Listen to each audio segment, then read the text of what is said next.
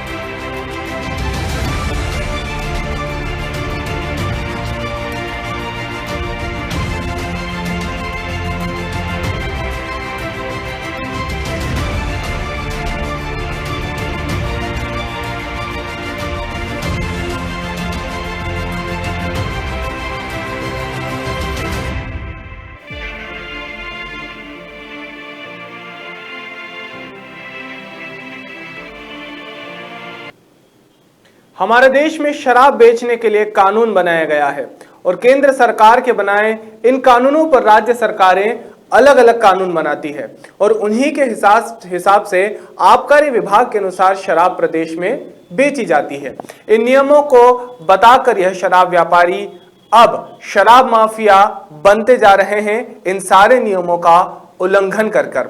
एक तरफ तो अपना प्रॉफिट बढ़ाने के चक्कर में ये एमआरपी से ज्यादा में शराब बेचते हैं, यानी कि मार्केट प्राइस से ज्यादा में शराब बेचते हैं।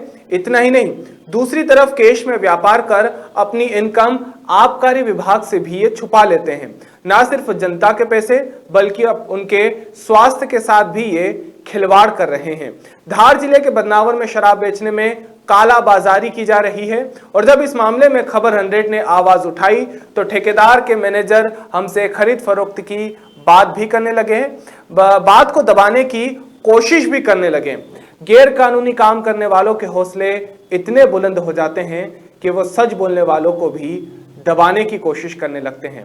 साथ ही जब हमने इस मुद्दे पर आबकारी विभाग अधिकारी यशवंत धनोरा से बातचीत की तो उन्होंने साफ मना कर दिया कि उन्हें तो इस मामले में कोई जानकारी ही नहीं है। आइए आपको भी सुनाते हैं कि आबकारी विभाग के यशवंत धनोरा ने क्या कहा। सर, मुझे पूछना था कि शराब अगर किसी के पास लाइसेंस है ठेके से बेचने का तो वो व्यक्ति अपने गोदाम से भी बेच सकता है क्या शराब?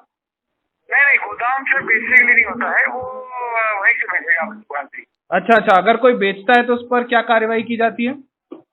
नहीं, उसमें विभागीय कार्रवाई की जाएगी। उसके अंदर के जो लाइसेंस कंडीशन का उल्लंघन माना जाएगा उसको। अच्छा, मतलब लाइसेंस कंडीशन का उल्लंघन रहता है तो लाइसेंस रद्द भी किया जा सकता है उसमें, मतलब? हाँ, वो मैक्सिमम पेनल्टी होती है, वो उसमें जुर्माना भी होता है और लाइसेंस कंडीशन का उल्लंघन होता है। अच्छा। हाँ सर, मतलब मनावर की भी इस तरह की फुटेजेस, इस तरह की खबरें आ रही थी बहुत सारी सामने कि इस पर कार्रवाई क्या की जाती है और क्या हुई है ऐसा। ओके, ठीक। तो ऐसी कुछ कार्रवाई हुई है सर मनावर में इसके बाद जब पता चला कि वो गोदाम से बेच रहे हैं तो? नहीं पता चला तो आप बता रहे हो ना, पता चल रहा है ना ये। नहीं सर, पूरी मीडिया में बात थी, फुटेजेस भी सामने आए थे, उनकी गाड़ी भी पकड़ाई थी, हमने इस पर खबर भी चलाई थी। कब की बात है ये? 15 दिन होंगे मुश्किल से आसपास। अच्छा, 15 दिन हुए। चलिए मैं पता करता हूँ क्या स्थिति रही है उसके अंदर। तो अगर ऐसा होता है तो फिर क्या कार्रवाई की जाती है आगे प्रशासनिक तौर पे?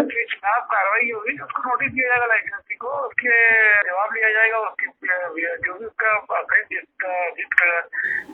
क्वालिटी का होगा उस हिसाब से उसको दंड दिया जाएगा। मतलब या तो पेनल्टी हुई है जितना भी हो आगे। जो खबर क्षेत्र में बच्चे को पता है, जो खबर मीडिया प्रमुखता से चला रही है, उस बारे में जिम्मेदार विभाग को कोई जानकारी ही नहीं है। ये काफी ताज्जुब की बात लगती है, साथ में सवाल भी उठाती है। वहीं पर पुलिस प्रशासन भी इस पूरे मामले में मौन दिखाई दे रहा है। आखिर ऐसा क्या कारण है कि खुले में किया जा रहा यह अपराध पुलिस प्रशासन की नजरों से अभी तक बचा हुआ है? क्या पुलिस प्रशासन इस ओर देखना नहीं चाहती? ऐसी क्या मजबूरियां हैं कि पुलिस इस तरफ से अपनी नजरें फेरती हुई नजर आ रही है? आपको याद दिला दे, पहले भी इस ठेकेदार ने नियमों को ताक पे रखकर आसपास के गांव में शराब बेचने की कोशिश की थी। हमने इस मामले की जब जानकारी पुलिस को दी तो उन्होंने अपनी ही दूसरी कार में शराब की कुछ पेटियां रखकर रवाना कर दी और पुलिस के हाथों बची कुछ शराब की पेटियां ही लग पाई थी। इतना ही नहीं, यह ठेकेदार अपने गोदाम से शराब बेचता है, जबकि गोदाम से शराब नहीं बेची जा सकती। अगर ऐसा कोई करता है तो उसके लाइसेंस एक्ट में, मतलब लाइसेंस के जो नियम होते हैं उसके खिलाफ ये बात होती है, मतलब लाइसेंस रद्द भी किया जाता है। और चंद आबकारी अधिकारियों को अपनी मुट्ठी में बंद कर यह क्षेत्र में शराब माफियों की तरह बनकर सामने आए हैं। इसी कारण से शायद अभी तक इनका लाइसेंस रद्द नहीं किया गया है। सरकारी नियमों का उल्लंघन कर बस अपना लाभ कमाने की चाह में गैरकानूनी ढंग से शराब बेची जा रही है। क्षेत्र में गुंडागर्दी कर रहे हैं, लेकिन इस पर भी कार्यवाही अभी तक नहीं हुई है। क्यों नहीं हुई है, यही प्रश्न बना हुआ है। बार बार इसका ये कानून के हाथों से बच जाना और सरकार के नियमों को ठेंगा दिखाना कहीं ना कहीं बड़ा सवाल धार जिले के प्रशासन पर भी खड़ा करते हैं कि, और हम सवाल तब तक ये पूछते रहेंगे जब तक सही सवाल का ये जवाब नहीं मिल जाता, क्योंकि कानून को बचने के लिए और बचाने के लिए सवाल पूछना बेहद जरूरी है। धार जिले के मनावर में शराब ठेकेदार नियम तोड़ने की सारी हदों को पार करते हुए भी नजर आ रहे हैं। शराब के ठेके के अलावा कोई भी शराब बेचना, कहीं भी शराब बेचना गैर कानूनी है, जैसा हमने पहले भी बताया।